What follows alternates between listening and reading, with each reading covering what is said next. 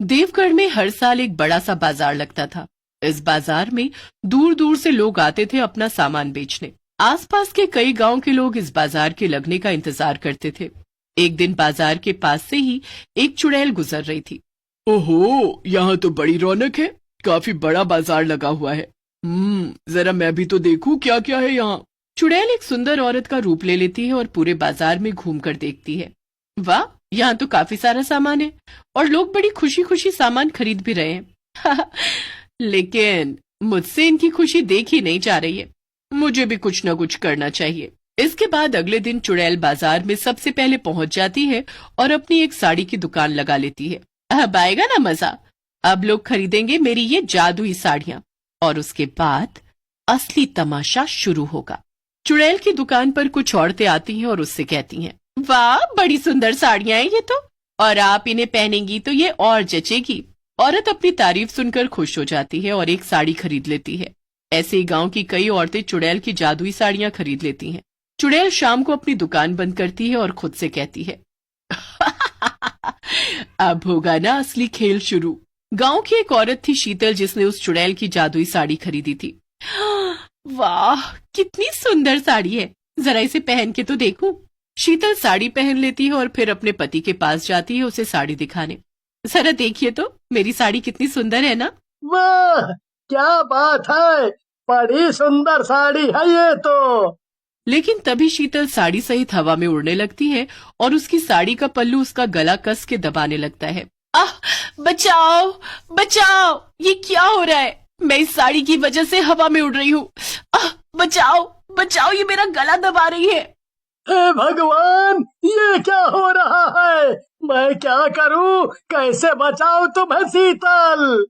शीतल का पति बहुत कोशिश करता है, लेकिन वो उस साड़ी के पल्लू को शीतल के गले से नहीं छुड़ा पाता है। शीतल के घर के बाहर चुड़ैल खड़ी थी और ये सब होते हुए देख रही थी। वाह, क्या नजारा है। कितना मजा आ रहा है इन्हें परेशान देखकर। चलो आगे चलकर देखती हूँ कि बाकी गांव वालों का क्या हाल है। थोड़ी दूर पर एक औरत मोना का घर था और उसके घर से भी चिल्लाने की आवाजें आ रही थी। चुड़ैल ने उसके घर के अंदर झांक कर देखा तो मोना की जादुई साड़ी उसे उठाकर यहाँ से वहां पटक रही थी और उसका पति उसे बचाने की कोशिश कर रहा था। यह तो और भी मजेदार नजारा है। अब कुछ दिनों तक गांव में मेरा अच्छा मनोरंजन होगा। चुड़ैल हंसते हंसते वहां से चली जाती है और गांव के सभी आदमी परेशान होकर सरपंच के पास जाते हैं। सरपंच जी, गांव में सभी का बड़ा बुरा हाल है। कई सारी औरतों ने एक अजीब सी साड़ी खरीदी है और तब से हर किसी के घर पे तबाही मची हुई है। हाँ सरपंच जी, अगर हमने जल्दी ही कुछ नहीं किया तो हमारी पत्नियों की जान भी जा सकती है। समझ नहीं आ रहा कि ये सब आखिर हुआ कैसे। मैंने सब पता कर लिया है। वो सब साड़ियाँ जादुई हैं और उन्हें एक चुड़ैल बेचने आई थी। वो चुड़ैल ना जाने कब से आसपास के इलाकों में भटक रही है और कई गांव बर्बाद कर चुकी है। उसी का किया धरा है। क्या? मगर वो चाहती क्या है हमसे? आखिर हमने उसका क्या बिगाड़ा है भला? उसे हमसे कुछ भी नहीं चाहिए। वो ये सब बस अपने मजे के लिए कर रही है। लोगों को परेशान करने में उसे मजा आता है और वो कई सालों से यही सब कर रही है। तो अब हम क्या करेंगे सरपंच जी? उस चुड़ैल की इन जादुई साड़ियों से कैसे पीछा छुड़ाएंगे? कोई रास्ता बताइए। फिक्र मत करो, मेरे पास एक बहुत अच्छा तरीका है उस चुड़ैल की अकल ठिकाने लगाने का। इसके बाद वो दोबारा कभी किसी को परेशान नहीं कर पाएगी।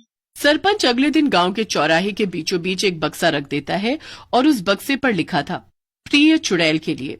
चुड़ैल फिर से गांव में घूमने निकली थी। चलो चलो चलकर देखूं तो सही कि आज क्या चल रहा है गांव में। मेरी जादुई साड़ियाँ अपना कमाल दिखा भी रही हैं या नहीं। चुड़ैल जैसे ही आगे बढ़ती है उसे वो बक्सा दिखाई देता है। ओह, ये क्या है? ये तो मेरे लिए है। एक ही दिन में ये गांव वाले मुझसे इतना डर गए क्या कि मेरे लिए तोहफे भी रखने लगे। चुड़ैल बक्से को खोलकर देखती है। उसके अंदर एक खत था। चुड़ैल उसे पढ़ती है। प्रिय चुड़ैल जी, हम गांव वालों पर दया करिए। हम आपके सामने कुछ भी नहीं है। कृपा करके आप हमारे गांव की सभी औरतों को उस जादुई साड़ी से बचाइए और बदले में हम जीवन भर आपकी सेवा करेंगे। अभी तक मैंने इतने सारे लोगों को परेशान किया है, लेकिन लगता है कि ये मेरे भूतिया करियर का सबसे बेस्ट हंगामा था। ये गांव वाले तो इतने परेशान हो गए हैं कि जीवन भर मेरी सेवा करने को तैयार है। चलो अच्छा है, मैं अभी भटक भटक कर थक गई। अब कम से कम इसी गांव में बस जाऊंगी। ये सब सोचते हुए चुड़ैल सरपंच के पास जाती है और उससे कहती है, मुझे तुम्हारी बात पसंद आई। ठीक है, मैं सबको जादुई साड़ियों से बचा लूंगी और यहाँ रहने को भी तैयार हूँ, मगर तुम सबको मेरी अच्छे से सेवा करनी होगी। जी जी चुड़ैल जी, आप बिल्कुल भी फिक्र मत करिए, हम पूरे मन से आपकी सेवा करेंगे। पहले आप जरा सब कुछ ठीक कर दीजिए। फिर चुड़ैल अपनी सभी जादुई साड़ियों का जादू खत्म कर देती है और सारी साड़ियां एकदम आम साड़ियों में बदल जाती हैं। चलो अब मेरी सेवा शुरू कर दो और ध्यान रहे मुझे शिकायत का कोई मौका न मिले। जी चुड़ैल जी, हमने आपके लिए एक खास कमरा बनवाया है, आप वहीं पे आराम से रहिए और आपके लिए खाना पीना हम समय समय से पहुंचाते रहेंगे। चुड़ैल खुश हो जाती है और अपने नए घर में रहने चली जाती है। तभी वहाँ एक औरत आती है। चुड़ैल जी, आप काफी थकी थकी लग रही हैं और आपके कपड़े भी कितने गंदे हो गए हैं। अब आप हमारी मेहमान हैं तो हमें आपका ख्याल तो रखना ही होगा ना। ये लीजिए, ये नई साड़ी पहन लीजिए। हाँ हाँ लाओ। चुड़ैल वो साड़ी पहन लेती है, लेकिन तभी सरपंच और सभी गांव वाले वहाँ आ जाते हैं। बेवकूफ चुड़ैल, अब आया ना ऊंट पहाड़ के नीचे। ये क्या बोल रहा है तू? तेरी इतनी मजाल, लगता है मुझे अपना जादू फिर से चलाना पड़ेगा।